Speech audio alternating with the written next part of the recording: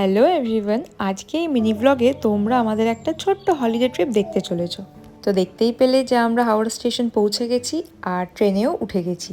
আমরা গিয়েছিলাম বন্দে ভারত এক্সপ্রেসে করে। এটা আমাদের ফার্স্ট টাইম এক্সপিরিয়েন্স ছিল। আর আশা করছি তোমরা বুঝতেই পারছো যে আমরা কোথায় যাচ্ছি।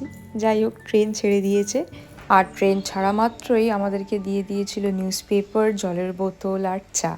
এইভাবেই আমরা আমাদের জার্নিটাকে স্টার্ট করলাম।